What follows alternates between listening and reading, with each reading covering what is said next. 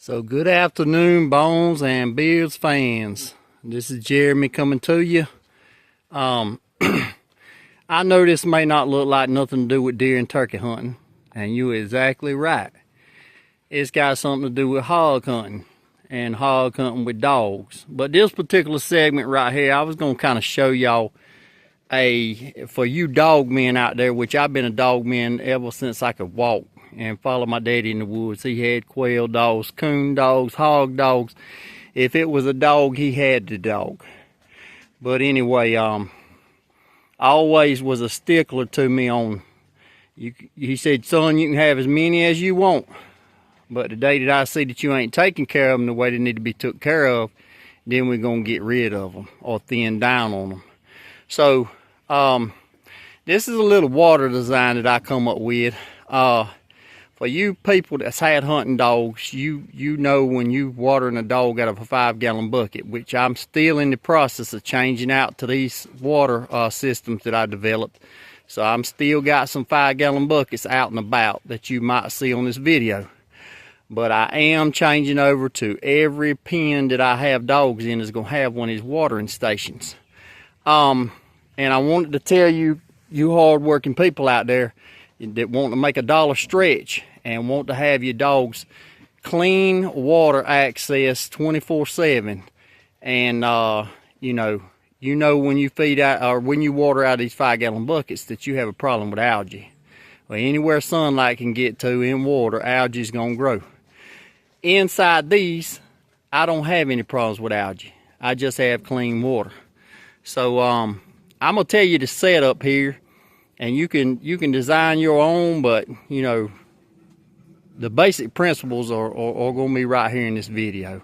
So this little barrel right here is 15-gallon barrel. Let me go ahead and shut my water off. See how clean that is down in there? Dog can't stick his feet in there, can't get no mud in there, just clean water, cool water, no algae. This particular barrel is 15 gallons, and it costs $15.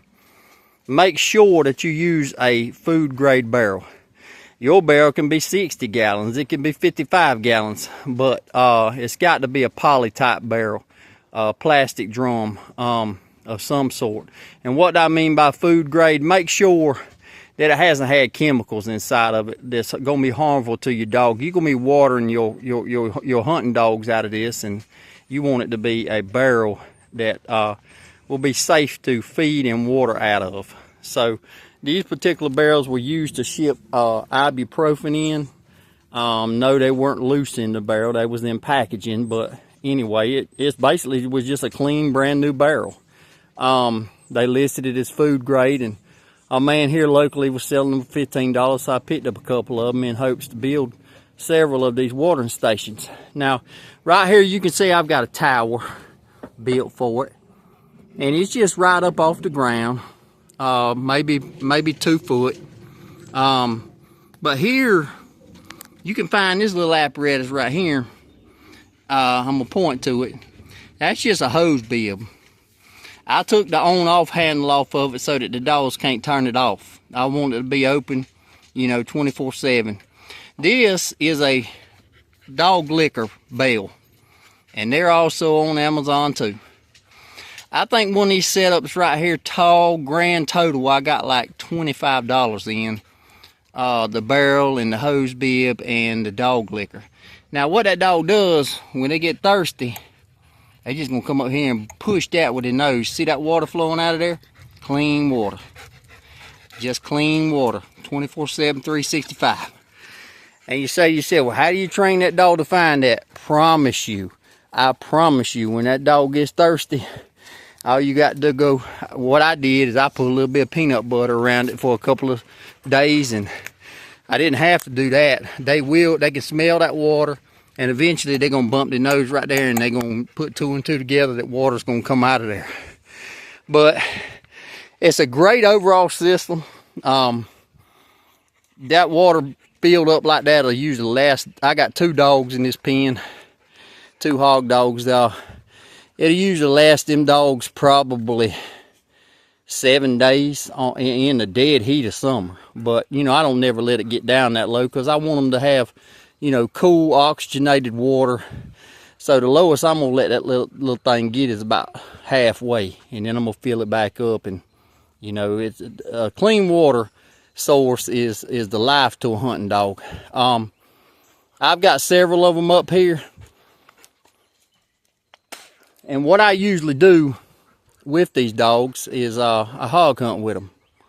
I grew up in Central Florida, and that's just a lifestyle that I grew up in. My ancestry goes back in the day to old Florida cattle people that settled down there, and you know, the wild hogs that the Spanish left, wild Florida cracker cattle and Florida cracker horses, now called the Marsh Tacky breed.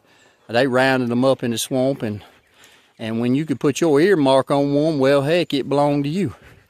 Little bit tough to put a earmark on a wild hog, wild boar hog especially. Y'all know how rank they can get. Some of you do. But you got to have a real good hardy dog, real solid cur dog to be able to go out and hunt these hogs. There's two types of dogs out there really.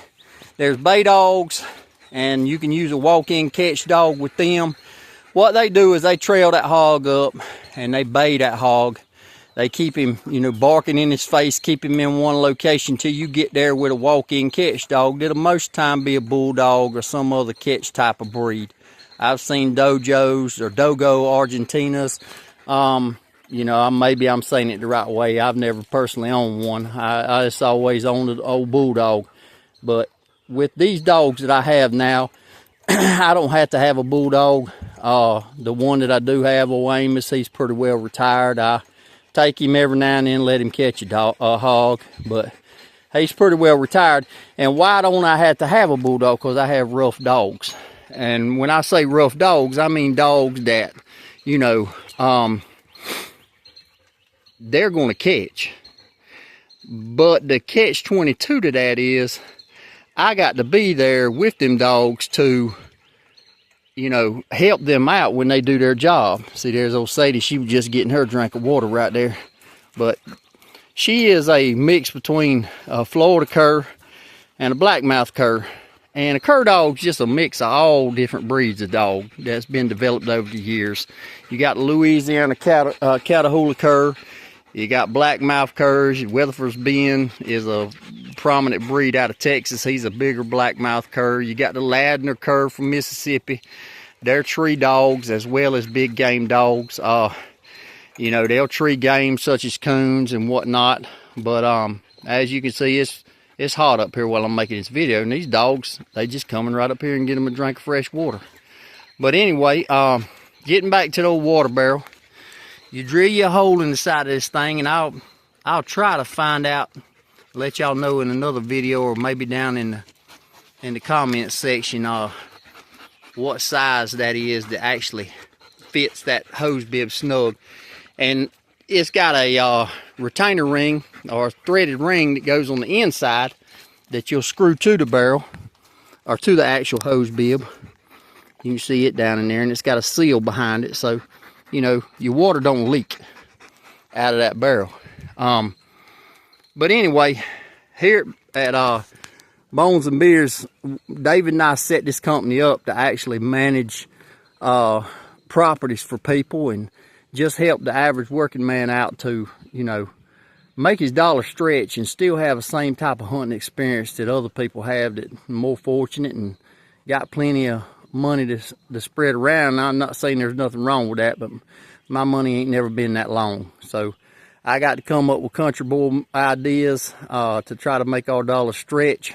And this is one way that I've developed to water, you know, my hunting dogs with, and it seems to be working out real well.